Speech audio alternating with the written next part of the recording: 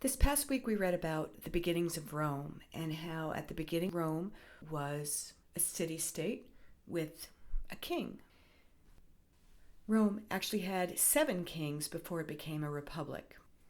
Remember that the Roman kings, other than Romulus and Tarquin the Proud, were actually voted in by the people. The last king of Rome was Lucius Tarquinius Superbus, or Tarquin the Proud. He was the grandson of the 5th king of Rome, Tarquin the Elder, and he was the son-in-law of Rome's 6th king, Servius Tullius. Tarquin was married to Servius's daughter Tullia, and the two of them plotted for a way for Tarquin to become king in place of Servius.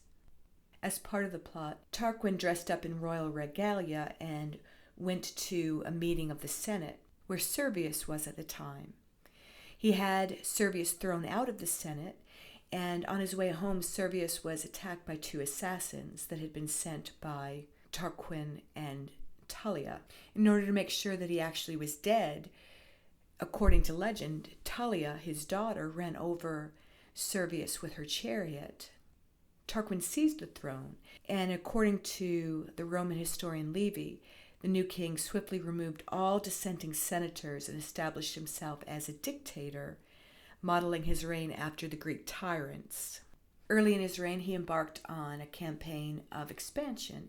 He waged war against the Etruscans and the Latins, and he established Rome as the head of the Latin League. During this time period, there was an oracle to Apollo at the city of Cumae. Cumae was a Greek colony in Italy, and the priestess who presided over the worship of Apollo there became known as the Cumaean Sibyl. Sibyl was a Latin word that meant prophetess. According to legend, Tarquin was approached by the Cumaean Sibyl, and she offered him 9 books of prophecy, and the price that she asked for it was so high that Tarquin refused. According to the legend, she proceeded to burn 3 of the 9 books that she was offering him, and she offered him the remaining books, but at the same price. According to the legend, Tarquin refused a second time, so she burned 3 more of the books and offered him the last 3 books of prophecy at the same original price. At this point, Tarquin consulted with his augurs. Remember, an augur was somebody who interpreted signs based on the movement of birds. The augurs were angry with Tarquin for allowing her to burn the first 6 of the books, and so they encouraged him to buy the last 3 at whatever price she asked. So these particular books were a collection of oracles that had come through the Sibyl at Cumae. They were written in Greek, and they were written in poetry, interestingly enough. The Roman Senate kept a tight control over these books.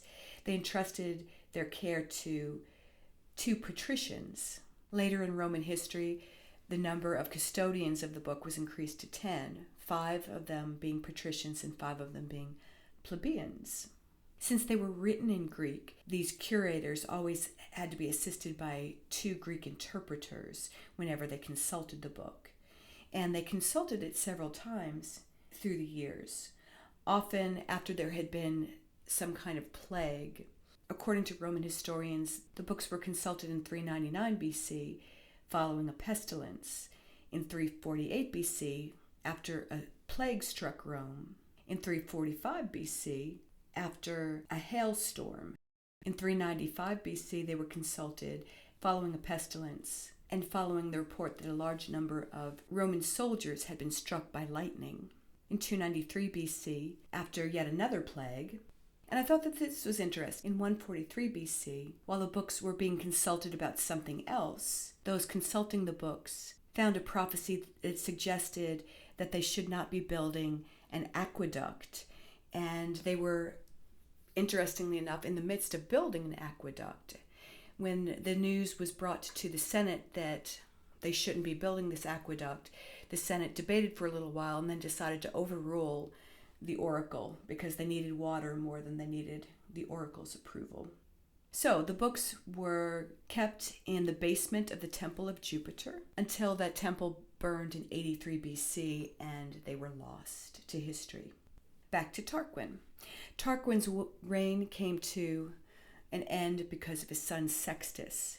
According to the legend, the king's cousin, Lucius Tarquinius Collatinus, had been out one night with some other young men, and when they got a little bit drunk, they started talking about how unfaithful their wives were. Collatinus bragged that his wife Lucretia was the most faithful wife in all of Rome.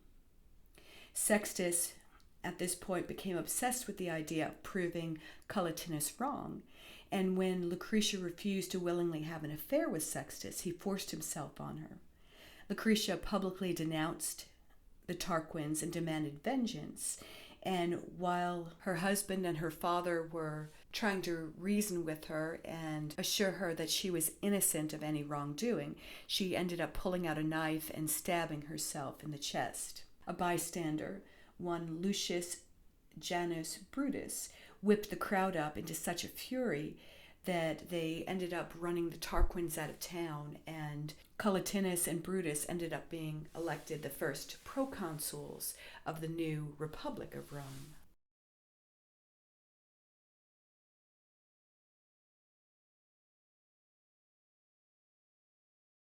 This past week, as you were reading about the expansion of Rome, you read that it took about 400 years to grow in power and influence over the area most close to the city of Rome.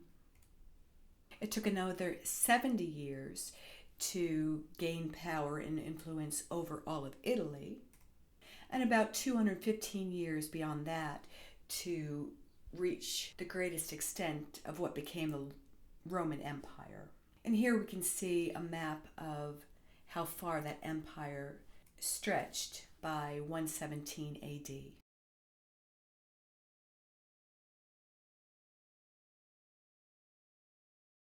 Last week you read about Rome's rise to power in Italy, and this week you're going to be reading about the spread of Roman influence in two phases. First in the Western Mediterranean, and then second in the Eastern Mediterranean.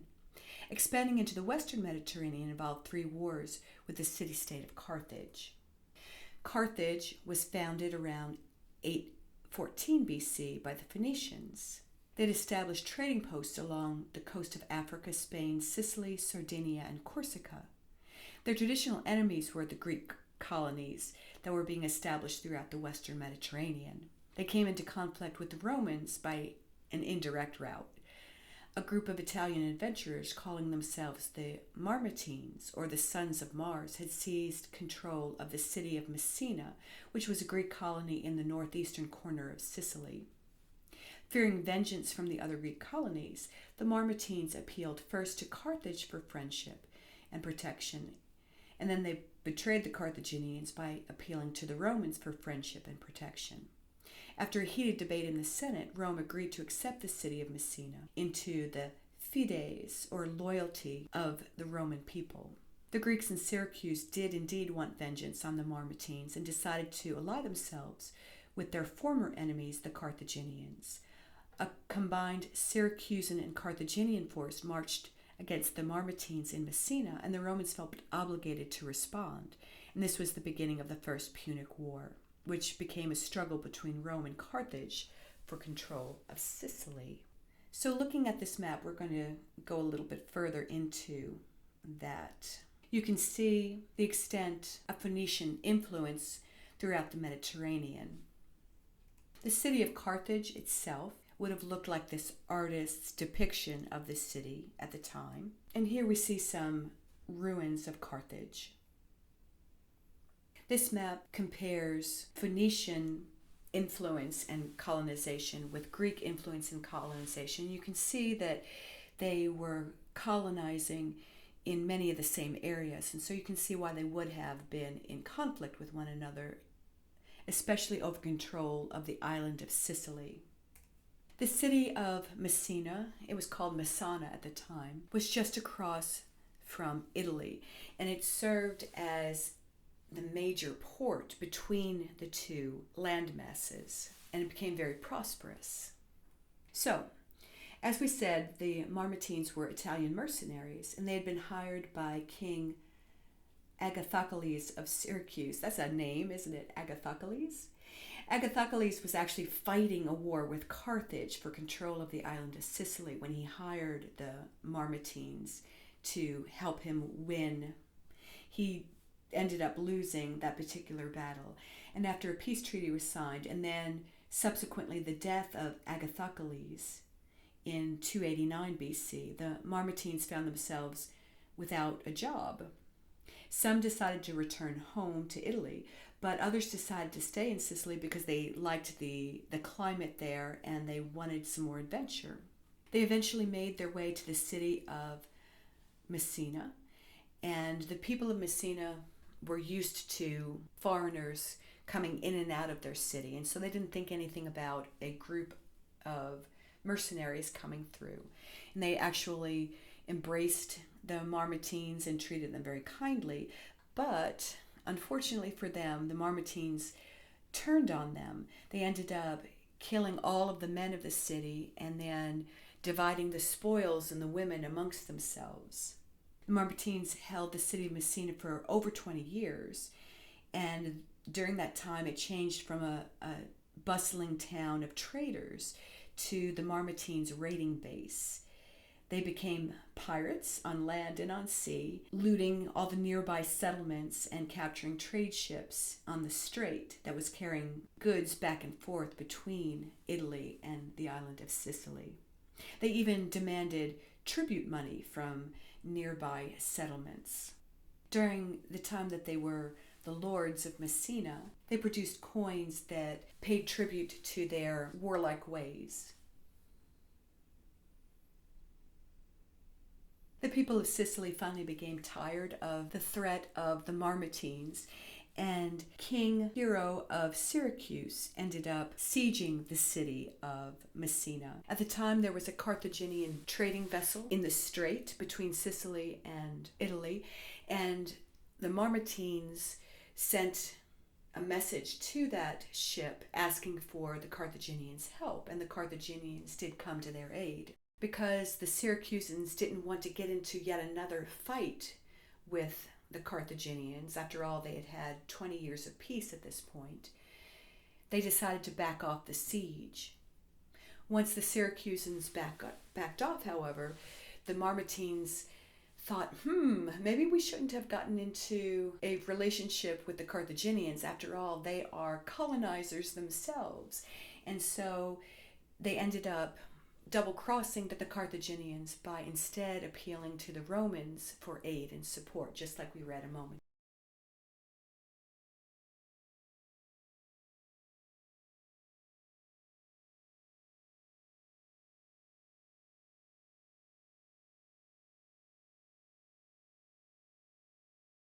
So we're going to take some time to go ahead and label the little mini map that you have here today. We don't have a big map this week. We only have this little mini map.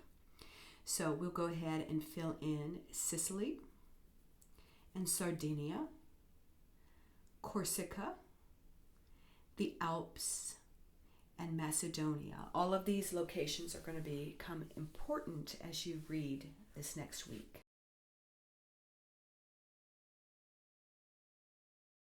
Your textbook actually focuses primarily on the Punic Wars, the wars with Carthage. And so I'm going to go ahead and leave this section for you to fill in as you do your reading this next week, and we will move on. Roman expansion into the eastern Mediterranean actually began during the Second Punic War. In order to prevent Philip V of Macedon from helping Hannibal, the Romans sent a small force against him. This war was little more than a series of skirmishes and came to a negotiated end in 204 BC.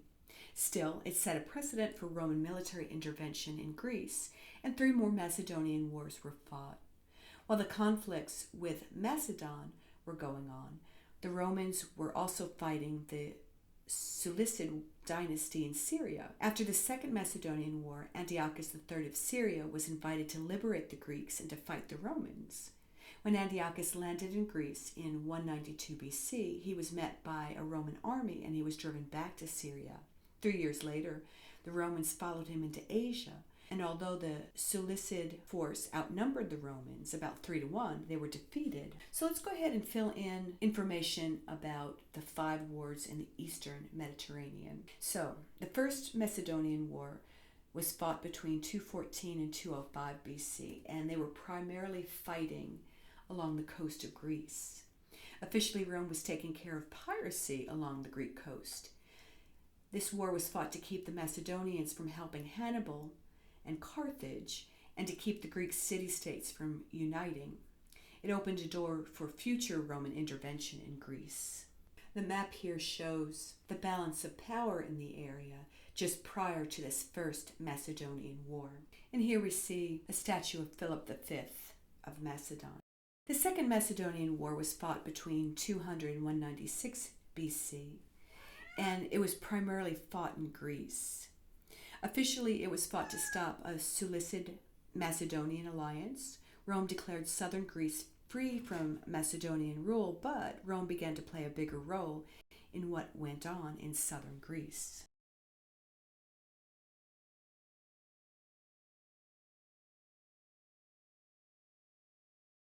The Seleucid War was fought from 192 to 188 BC, and the fighting primarily took place in Greece once again. The Seleucid king Antiochus III invaded Greece to free it from Roman influence, and he was defeated. The Third Macedonian War was fought between 172 and 168 BC. The fighting primarily happened in Greece, and it was fought to keep Macedon from reasserting rule over southern Greece. Rome won this war also. Macedon divided into 4 puppet kingdoms. The primary general for the Greeks during this particular war was Perseus of Macedon. The Fourth Macedonian War was fought from 150 to 148 BC, and once again the primary fighting was in Greece. It was fought to keep Macedon from rebelling or reuniting, and after this war, Macedon became a permanent part of Rome. Southern Greeks protested and joined to declare war on Rome, but they too were defeated, and that was the end of Greek independence. Primary Greek general during the Fourth Macedonian War was Philip VI. As a result of these wars, Rome had, by 160 BC, gained control of both the eastern and the western Mediterranean. Romans began calling the Mediterranean Mare Nostrum, our sea, and the power of Rome was huge. 2 events demonstrated how Rome could now exercise its power without violence. First, the people of Rhodes attempted to negotiate peace between Rome, which was an ally of Rhodes, and the Macedonians.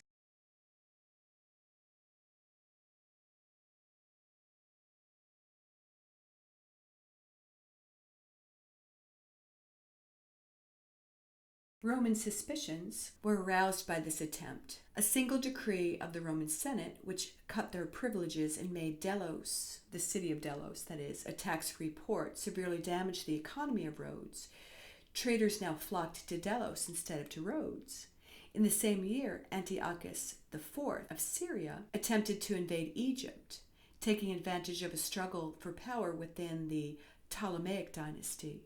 Egypt appealed to Rome, their ally, for help, and an unarmed embassy from the Roman Senate headed by Gaius Pompilius Lenus was sent to talk to Antiochus. The Roman historian Livy tells the story.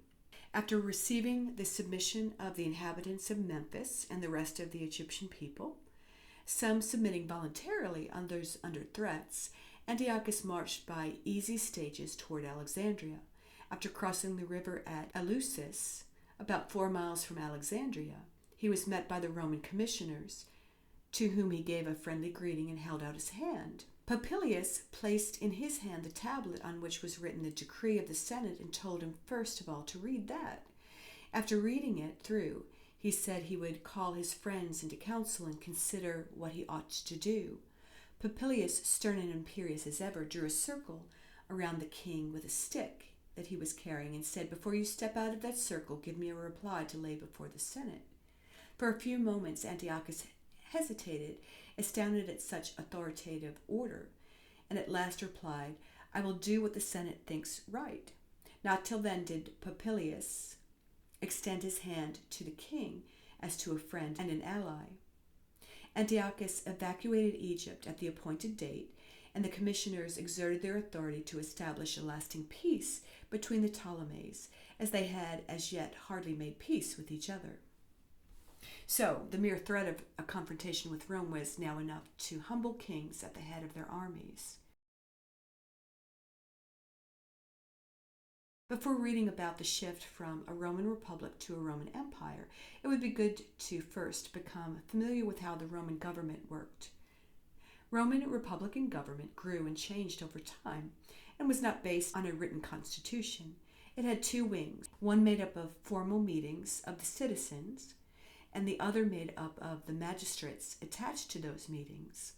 While the assemblies appeared to be democratic, they were really dominated by a handful of influential families. Below is a summary of the two wings of the Roman government. So, we had the Senate. It was the leading council of state, even though it was an advisory body that issued decrees, but had no power to pass any laws. By custom, the decrees of the Senate were usually taken up and acted upon by the council of the plebs.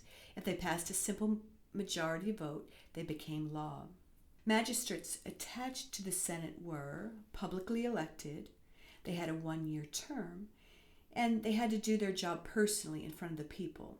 There were 10 quaestors. The quaestors were junior magistrates. They had to at least be 25 years old, and they had financial duties. There were 4 aediles. The aediles had to be ex-quaestors, and they had to be 36 years of age. They oversaw what went on in the city. For example, they put on the games every year. There were 6 praetors.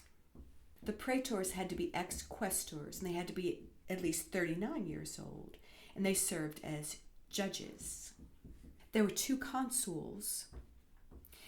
Consuls had to be ex-praetors, and they had to at least be 42 years old. They were the leading magistrates, political, judicial, and military powers. And then there were 2 censors.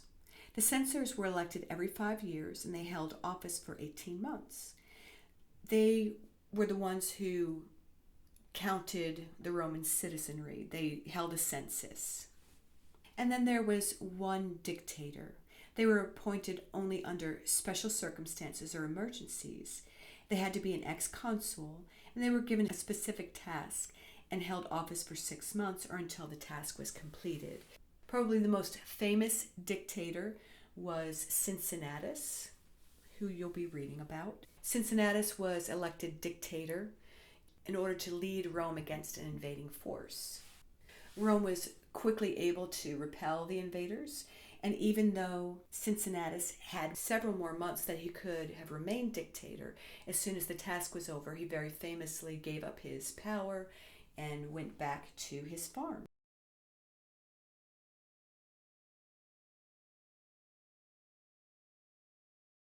In addition to the Senate, there were what they called the popular assemblies. These were bodies of Roman citizens that met to vote for magistrates, and they also voted on laws.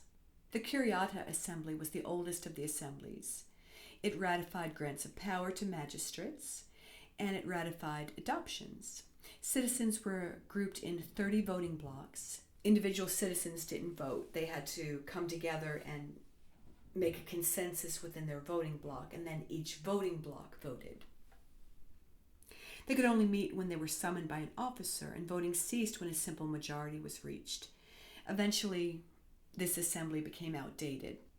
The Centuriatia Assembly elected consuls, praetors, and censors. They could pass laws, especially those concerning war and peace.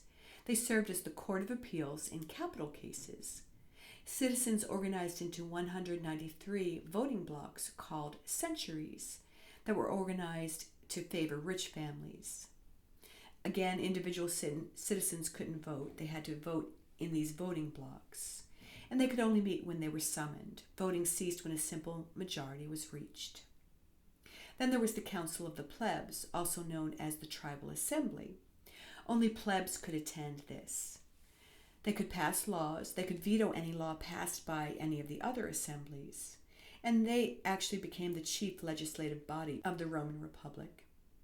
They were organized into 35 voting blocks called tribes. Once again, individual citizens didn't vote. They could only meet when summoned, and voting ceased when a simple majority was reached. So there were several magistrates attached to the Council of Plebs. They were publicly elected for a one-year term, and they had to do their job personally in front of the people. There were the tribunes. They were elected for a one-year term. They presented laws to be voted on by the council, and traditionally a tribune would present laws based on the decrees of the Senate. And then they also had their set of aediles. They had to be an ex-tribune, and they had to at least be 36 years old. They oversaw what went on in the city, for example, putting on the games.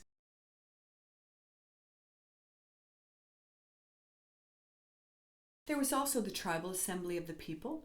It was modeled after the council of the plebs, but both patricians and plebs could attend this assembly. They could pass laws. They conducted minor trials. They were organized into 35 voting blocks called tribes. Once again, individual citizens couldn't vote. And they could only meet when they were summoned. Voting ceased when a simple majority was reached. Roman law usually began as decrees proposed by the Senate. One of the 10 tribunes of the council of plebs would bring senatorial decrees before a meeting of the council. Members of the council would vote on the decrees in voting blocks. Once a simple majority, that would be like 18 yes votes, was reached, voting would stop, and the decree would become Roman law. Tribunes were allowed to veto laws proposed by other tribunes. This was usually done even before a law was brought to a vote of the people. Through a somewhat complicated process of passing laws, it was a very routine and uneventful way of passing them. So as part of your homework this next week, you are going to be reading excerpts from the 12 tables of Roman law. I hope that as you read it, you'll get some insight into what the Romans felt was important to keep their society running. As always, if you have any questions, please feel free to email this week.